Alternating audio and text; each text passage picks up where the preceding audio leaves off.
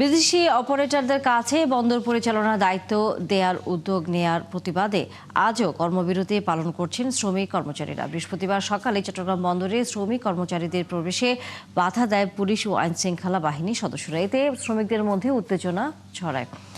DP ওয়ার্ল্ডের সাথে চুক্তির সিদ্ধান্ত বাতিল না করায় বন্দর অচলের পাশাপাশি হরতালের হুঁশিয়ারি দিয়েছে বন্দর রক্ষা সংগ্রাম পরিষদ।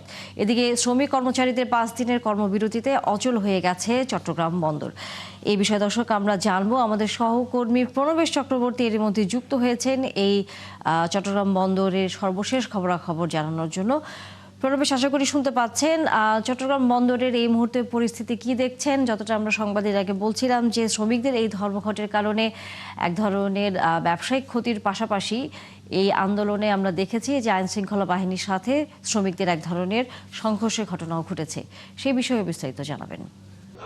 আজকে চট্টগ্রাম বন্দরের এনসিটি বা নিউ মেরিন কন্টেইনার টার্মিনাল, যেটি লাভজনক টার্মিনাল হিসেবে পরিচালিত হচ্ছিল, এটিকে বিদেশি কোম্পানি ডিপি ওয়ার্ল্ডের হাতে তুলে দেওয়ার সিদ্ধান্তের প্রতিবাদে শ্রমিক বন্দর রক্ষা সংগ্রাম পরিষদের পক্ষ থেকে আজকে 6ষ্ঠ দিনের মতো টানা কর্মসূচি চলছে এবং অনির্দিষ্টকালের এই কর্মসূচি আজকে সকালে অনেকগুলো ঘটনা ঘটেছে। তার মধ্যে সকালে প্রথম থেকেই শ্রমিক কর্মচারীদেরকে বন্দরে প্রবেশ করতে বাধা দেওয়া হয়। তখন আইনশৃঙ্খলা বাহিনীর সাথে একটা উত্তেজনা ছড়ায়। পরবর্তীতে আইনশৃঙ্খলা বাহিনী, পুলিশ, সেনাবাহিনী সহ এসে পরিস্থিতি নিয়ন্ত্রণ করে। পরে বন্দরের আজকে একটি বৈঠক রয়েছে, সেটি হচ্ছে নৌ উপদেষ্টা ব্রিগেডিয়ার শাকাওয়াত হোসেন, তিনি সহ বন্দরের ঊর্ধ্বতন কর্মকর্তারা এখানে উপস্থিত থাকার কথা। তো যখন নৌ উপদেষ্টা আসছিলেন তখন তার গাড়ি ঘেরাও করে বন্দর শ্রমিকরা তারা বিক্ষোভ দেখান এবং তারা সেই সময় স্লোগানে বলতে থাকেন, ডিপি ওয়ার্ল্ডকে যদি এটা দেয়া হয় তাহলে তাদের এই অনির্দিষ্ট যে কর্মসূচি এটি চলতে থাকবে এবং এটি করতে দেওয়া হবে না। পরে তিনি বিক্ষোভ থেকে তাকে রক্ষার জন্য পরবর্তীতে পুলিশ এবং সেনাবাহিনীর সদস্যরা আসেন এবং সেনা প্রহরাই তাকে পরবর্তীতে বন্দর ভবনে নিয়ে আসা হয়েছে।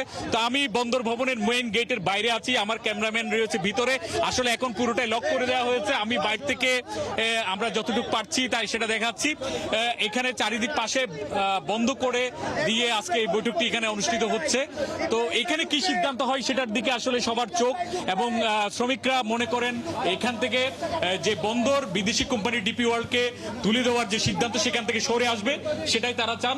অন্যদিকে সরকার যেটা এখনো পর্যন্ত যে অবস্থান, তারা বলছে বিদেশি কোম্পানির হাতে তারা দিতে চান আধুনিকায়নের জন্য, যদিও শ্রমিকরা বলছেন এর মাধ্যমে আসলে সার্বভৌমত্ব এবং শ্রমিকরা কর্মচ্যুতি হবে, সার্বভৌমত্ব হুমকির মধ্যে পড়বে, এটি হচ্ছে শ্রমিকদের দাবি। এবং শ্রমিকরা যেটা বলছেন যে লাভজনক এনসিটি এবং যেটার ইকুইপমেন্ট থেকে শুরু করে সবকিছুই বন্দরে অর্থায়ন হয়েছে, সেটা ডিপি ওয়ার্ল্ডের হাতে তুলে দেওয়া কোনো রকমই যুক্তিযুক্ত হবে না। তো এটি নিয়ে আমরা এখনো দেখতে পাচ্ছি বন্দরের মেইন গেটের বাইরে শ্রমিকরা অপেক্ষা করছেন। এখানে সেনা প্রহরা রয়েছে, গেট লক করে দেওয়া হয়েছে, ভিতরেও শ্রমিকরা অনেকে আটকা পড়েছেন।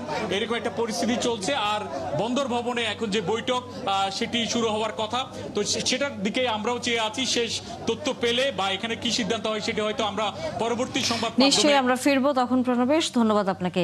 দর্শক সহকর্মী প্রণবেশ ছিলেন এতক্ষণ চট্টগ্রাম থেকে।